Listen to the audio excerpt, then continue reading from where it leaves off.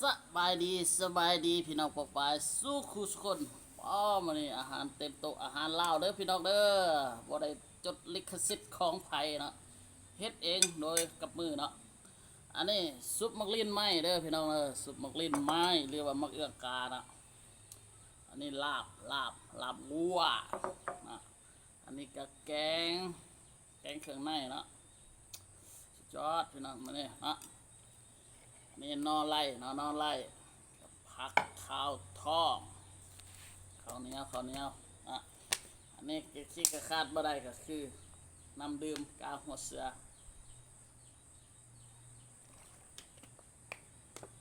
น้ำดื่มลาว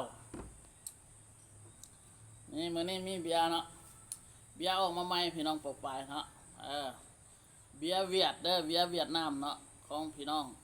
เวียดนามของเขาเนาะน้ำเข้าเบียร์น้ำเข้าเนาะมีกาภาษีเสียภาษีเรียบร้อย%เนาะเรียบร้อยวันนี้สิมาซิมมันกันเนาะเพิ่นเอามาให้2 ป๋องเนาะตัวนี้กับเบียร์เวียดนามเนาะเบียร์เวียดนามคือกันเด้อพรีเมียมเนาะเวียดนามนี่กับเวียดนามมาพี่น้องฝนกำลังจะตกพี่น้องเลยมาบ่ว่ากันเด้อพี่น้องเด้อมาเอาให้เจ้าที่กินก่อนเนาะเอาเจ้าที่เจ้าทานกิน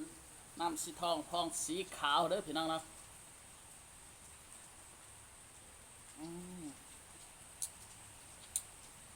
คักคล้ายๆกับเบียร์ในจิเก้นเนาะบ่ต้องบุรีกันเด้อพี่น้องเด้ออาหารลาวเนาะอันนี้อาหารลาวเด้อ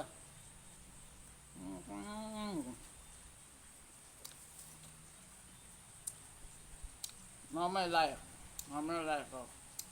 หาอยู่ลาวเนาะเฮาบ่ได้ลงนะลงให้ผู้ใดมากินตามเฮาเนาะสุดแต่คนที่จะกินแต่เฉพาะข่อยนี่กินอาหารพื้นบ้านของประเทศลาวเนาะ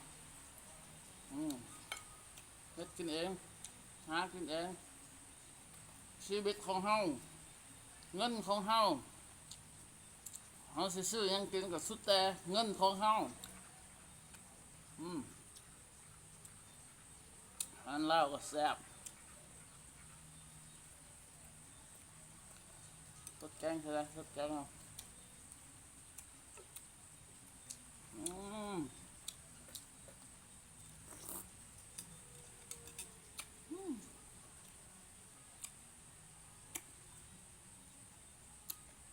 อยู่ประเทศเฮายากยังเฮาก็กินอยู่แผ่นดินลาวเฮาอยากไปไสก็ได้บ่ต้องลี่บ่ต้องลบบ่ต้องซ่อนเนาะบ่ต้องลบซ่อนพี่น้องวะเปิดเผยกระโดดพี่น้องเอ้ยกินข้าวอยู่เฮือนเฮากินข้าวเฮือนเฮาแซ่บๆยังซื้อมากินเนาะบ่ต้องบุรีก็เด้อพี่น้องเด้อบ่ต้องบุรีก็เด้อข่อยกินอาหารอยู่เฮือนข่อยเด้ออาหารแบบลาวๆเด้อบ่เคยไปบุรีบ่เคยได้ไปเกาะกระแสไผอยู่บ้านเฮากินข้าวเหนียวบ้านเฮานี่อยากซุปมักลิ้นไม้ก็กิน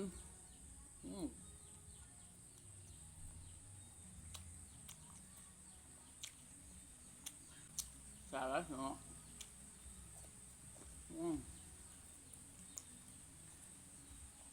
กับข้าวซอง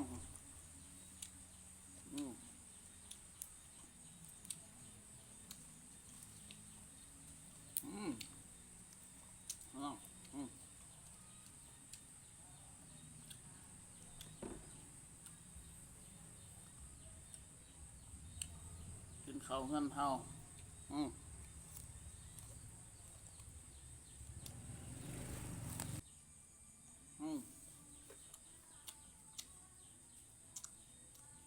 ปลาแรกอยู่บ้านเฮาก็มี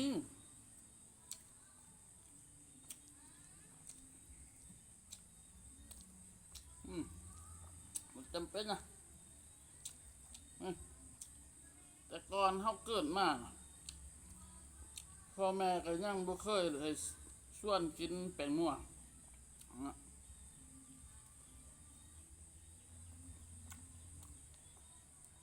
แต่ ข้าวพ่อแม่เฮาคนเขาบ่เคยเห็นจักเตื้อแตงนัวแต่เขาก็ยังเลี้ยงเฮาได้เฮาใหญ่เนาะบ่เคยเกลือเป็นนัว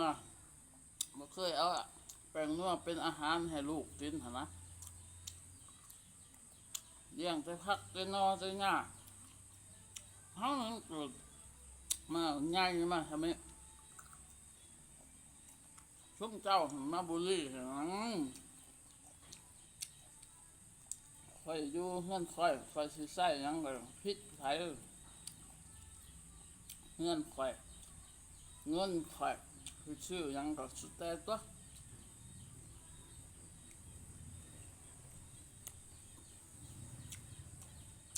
แค่ค่อยเบิ่งใส่ของเพิ่นก็เป็นพิษเบียร์ครับเบียร์สมปลาปักซองพี่น้องภาคใต้ของเราเขามีขายจำหน่ายแล้วเนาะที่ตำปะสักแล้วนี่ขายอยู่นครหลวงเวียงจันทน์แล้ว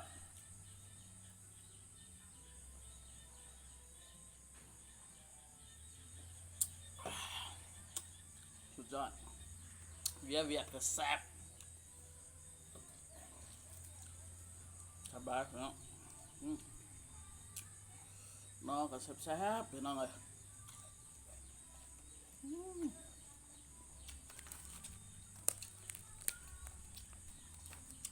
ขอกินบ่เป็นหรอกอาหารไทยอะแต่อาหารต่างประเทศ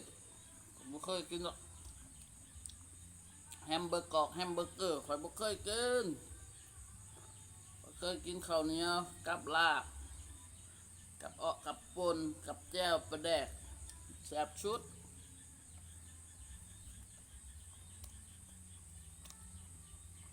แฮมเบอร์กอกเบอร์เกอร์บ่เคยกินหรอกนะ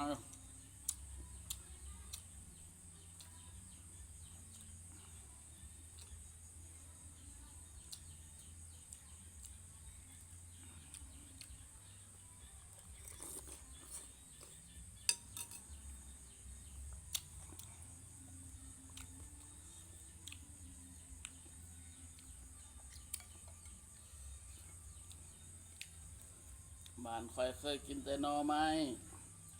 จำแจ่วปลาแดกกับลาบปลาเสียวแซ่บพี่น้องเอากินน้ำข่อยแม่นแซ่บๆนะแซ่บชุดนะคือมักลิ้นไม้อืม